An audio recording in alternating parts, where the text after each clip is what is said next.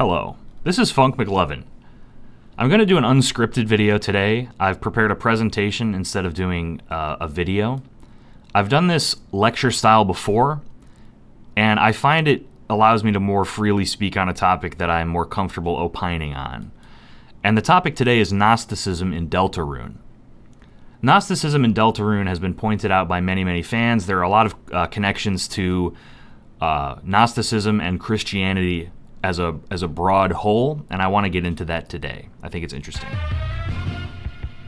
Let's just jump right in. So first, let's define what Gnosticism is for people who aren't familiar and kind of go over the themes that we're going to talk about for this very video. So the common misconception of Gnosticism is that it is a dualistic religion where the world is evil and God is bad, and there's like a Demiurge who fucked up the world somehow. He either made it and he's evil, or he's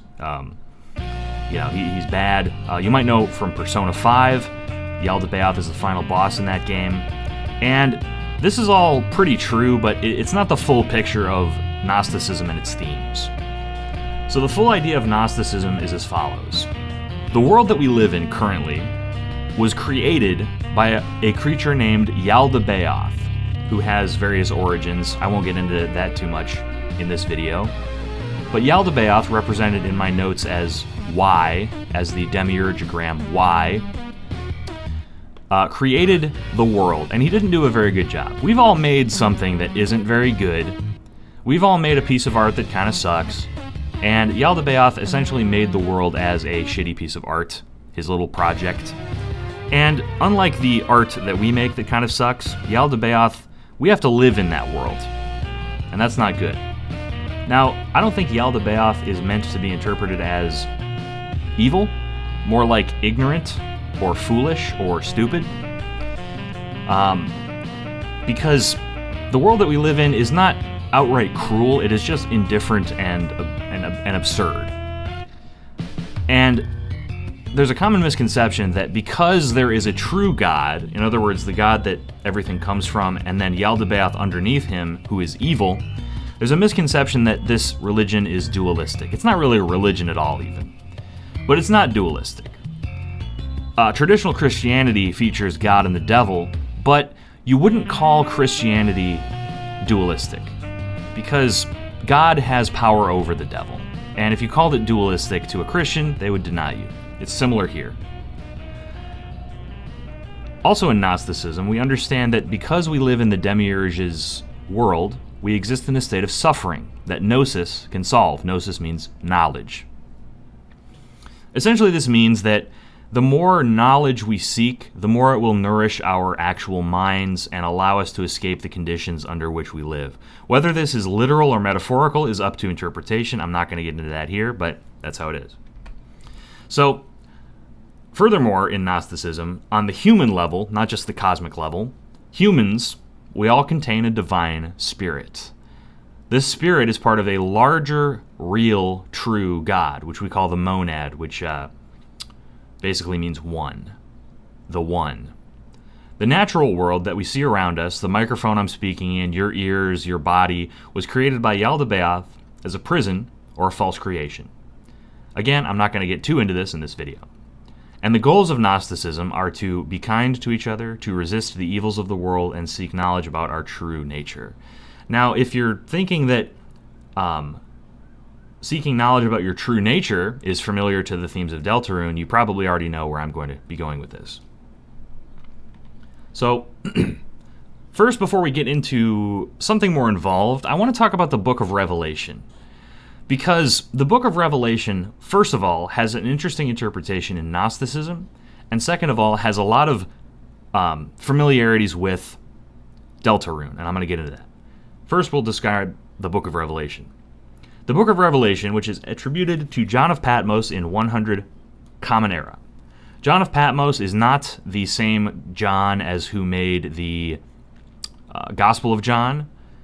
The Book of Revelation is a later edition. And interestingly, in the 2nd century when it was made, it was contemporary to a lot of Gnostic writings, such as Valentinus, who started Valentinianism, and these were all writings post-Christ. And a lot of the Gnostic Gospels, such as the Gospel of Thomas, did not become canon. However, the Book of Revelation did. The Book of Revelation describes an apocalypse or rapture. And the rapture can be compared to the Roaring and Deltarune because they are both end-of-the-world scenarios presided over by strange deities. You can see the comparison in the bottom left picture, which is in Deltarune, and the bottom right picture, which is a depiction of the rapture. So in the creedal or Orthodox tradition, in other words, if you're Protestant, Catholic, or Orthodox Christian, you'll probably interpret the rapture as pro-apocalypse. In other words, eventually you want the rapture to happen.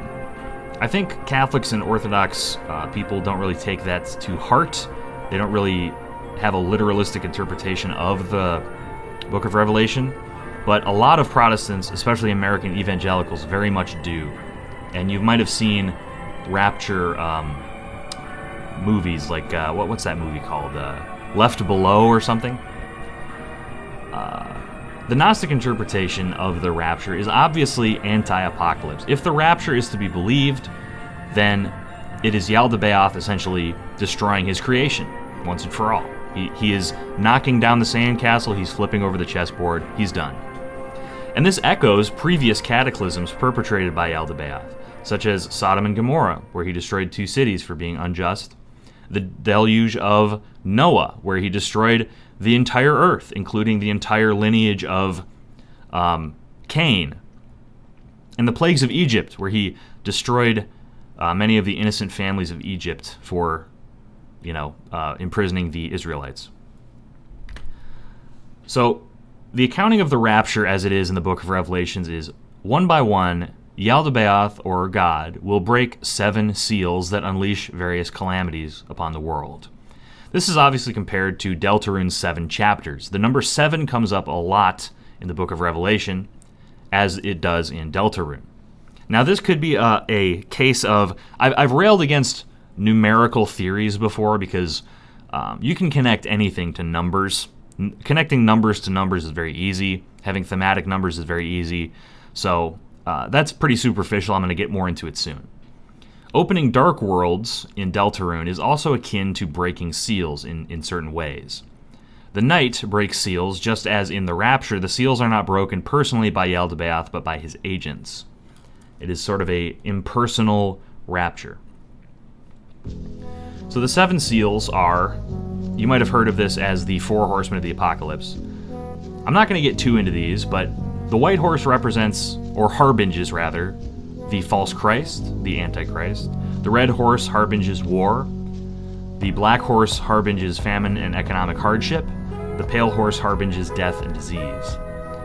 These are the 4 horsemen of the apocalypse, and they come riding out to help the rapture along.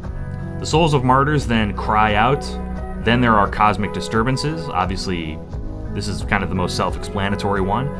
And then there is silence in heaven, and then 7 trumpets sound, and, the world ends.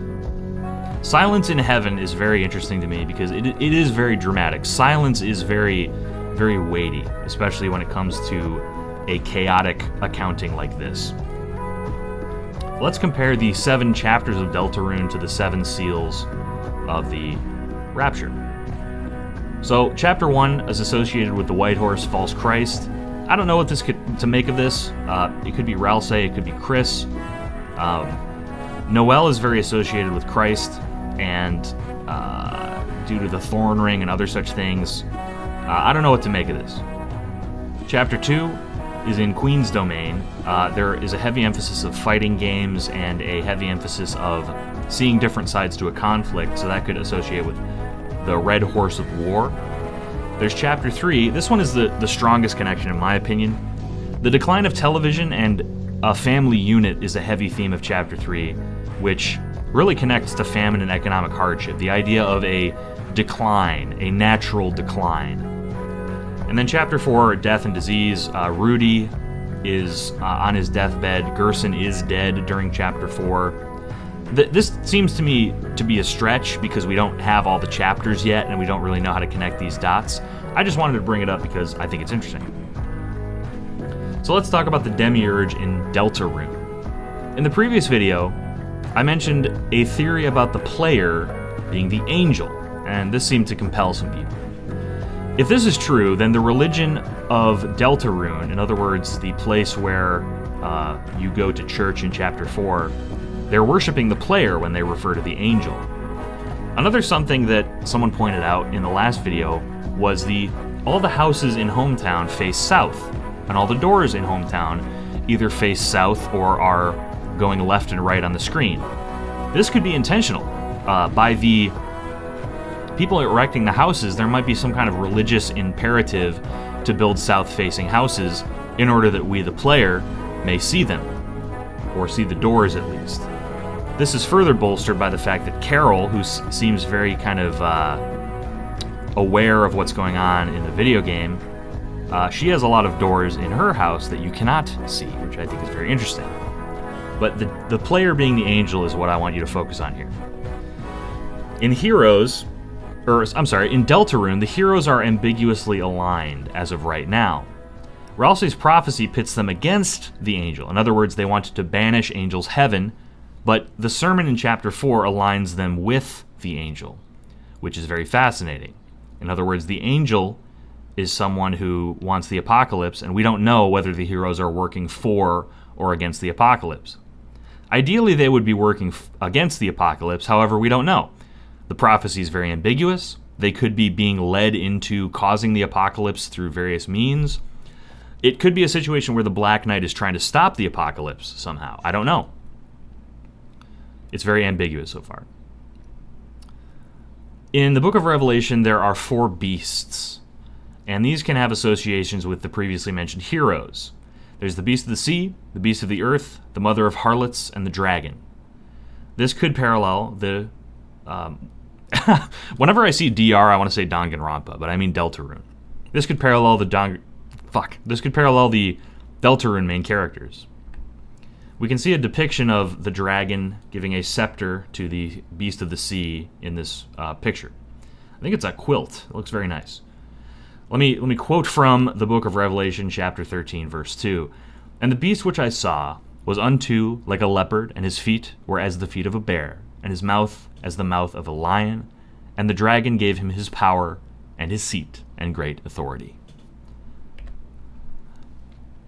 In the Book of Revelation, the Lamb of God is responsible for releasing the 7 seals that unleash the various problems of the apocalypse. The Lamb of God, in my opinion, most correlates to the Knight. The Knight is trying to initiate the apocalypse as evidenced by him opening, or her opening, the Dark Worlds, which is what the protagonists are trying to stop. Here's a quote from Revelation 5:13. "Then I heard every creature in heaven and on earth and under the earth and on the sea and all that is in them saying, To him who sits on the throne and to the Lamb be praise and honor and glory and power forever and ever." This is interesting to me because the Knight is the most powerful character that we have encountered. The hardest battle to date is with the Knight. And I find this interesting because he is positioned in Chapter 3 as a character that you're not really supposed to fight, as it were. And he has almost this ineffable quality, to where people are very obsessed with who he is really.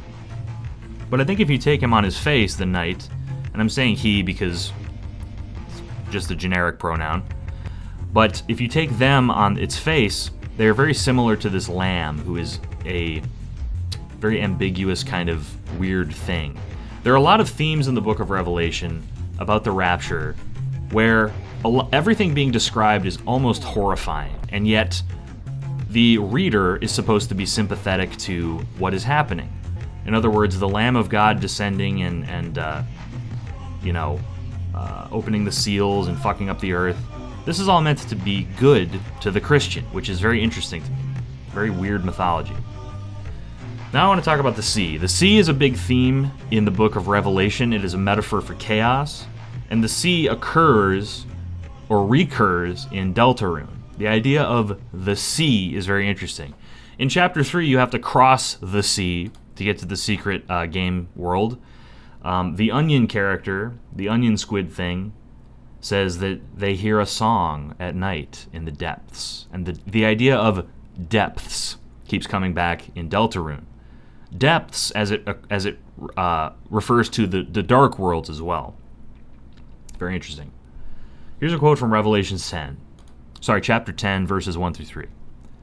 Then I saw another mighty angel coming down from heaven. He was robed in a cloud with a rainbow above his head.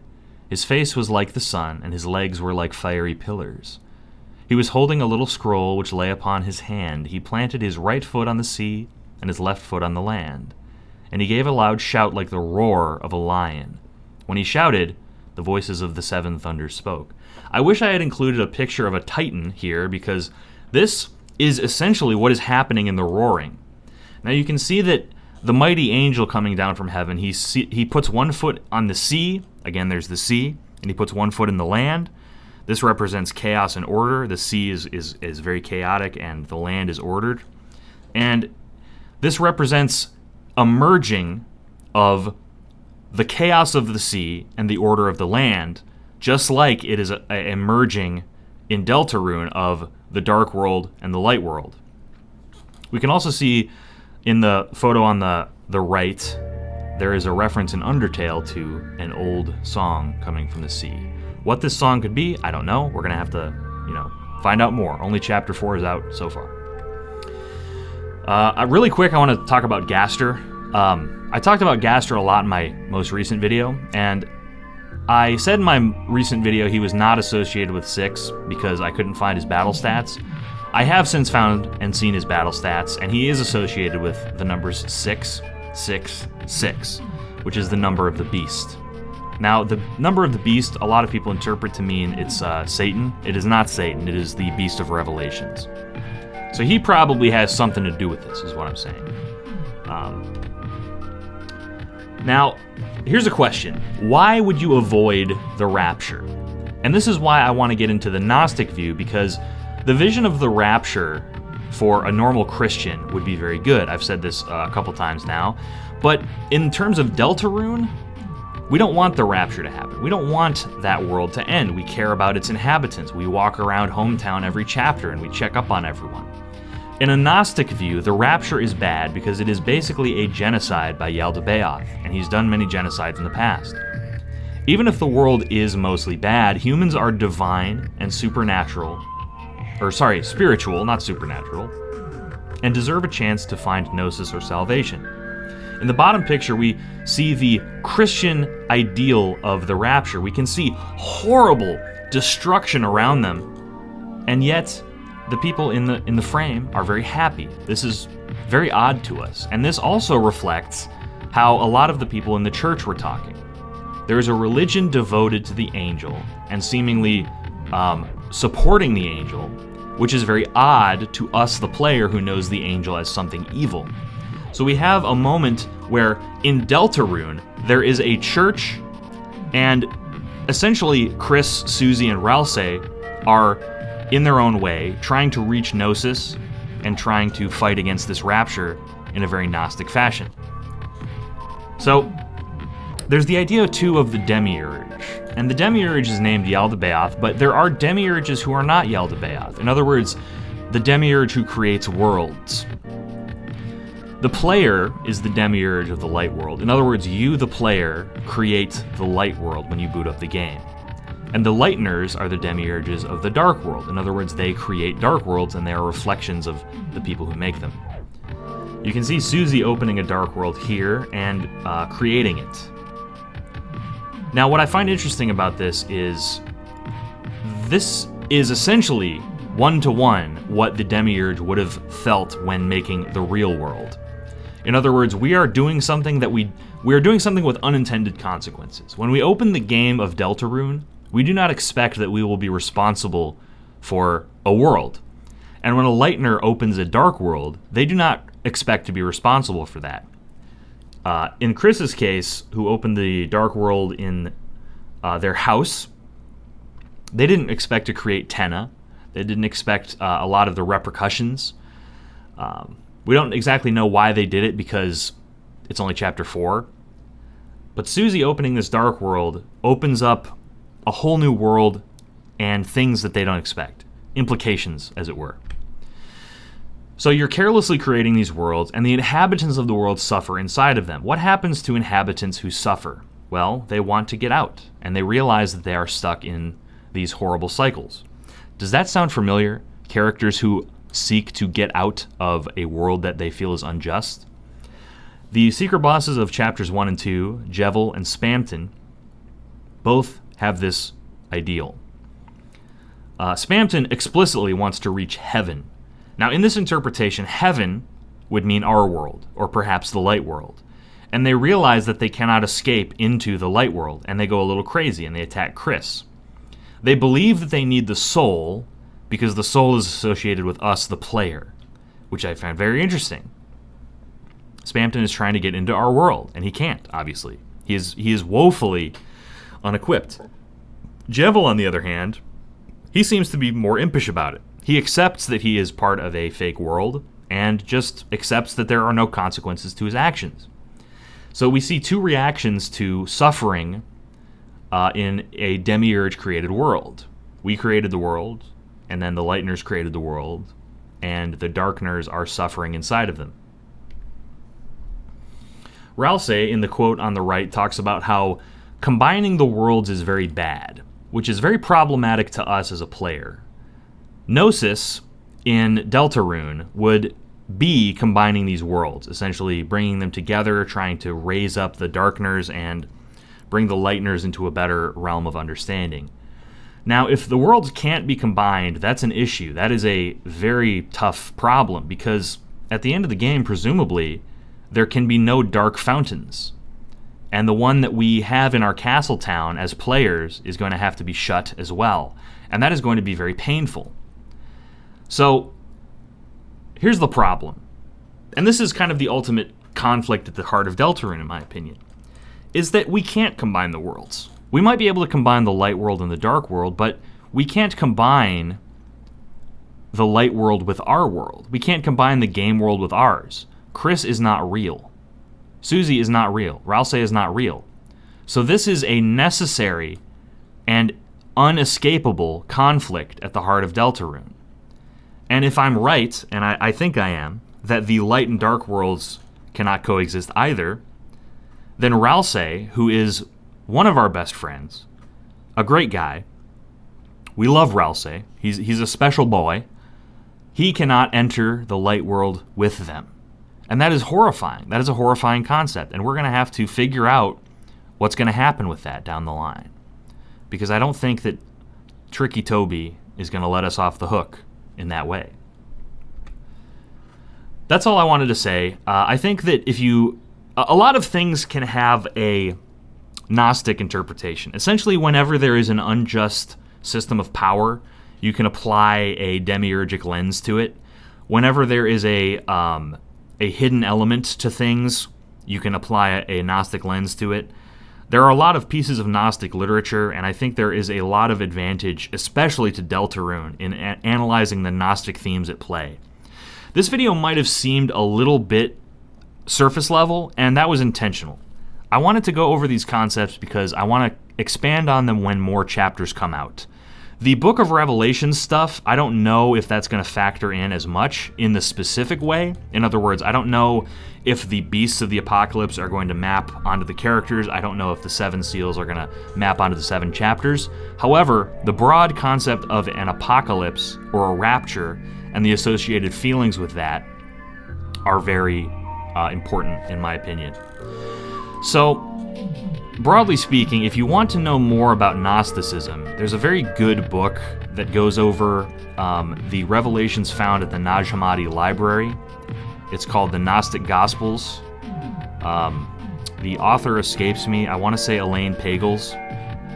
If it's not Elaine Pagels, I apologize, but I really think it is. And if you want to get into Gnosticism, I would recommend starting with the Gospel of Thomas. If you are already familiar with Christianity, then the Gospel of Thomas is a good place to start because it contains a lot of familiar parables. It is essentially a collected work of Jesus' sayings, some of which are familiar, some of which are not, some of which go in the face of typical Christianity in a big way. I would say that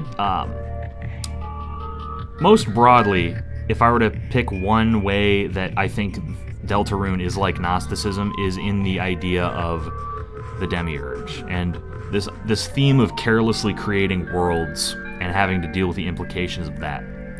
I think we as the player, by playing Deltarune, have essentially become a Demiurge. In a realistic sense, Toby is the Demiurge because Toby Fox created and coded the game, but we have the ultimate say in what goes on in the game. And we can see in the Snowgrave weird route that a lot of bad things could possibly happen, and we have responsibility for that. And what I find interesting about the weird route is that it seems to be a worse outcome that you have to work harder for, which echoes the genocide route of Toby's previous work of Undertale. Now, I don't know where the weird route is going to end up. I don't know where the prophecy is going to end up. Again, I kept a lot of this vague because I wanted to keep it relevant to this particular set of chapters 1 through 4. But when the whole game's out, I want to revisit this because I'm so very fascinated by it. Gnosticism is something that I've done a lot of study into. I'm far from a master, but I think I can at least get people in on the ground floor. So again, the Gnostic Gospels, Gospel of Thomas, the Tripartite Tractate. I would read a summary of that first before you get into it because it's very dense.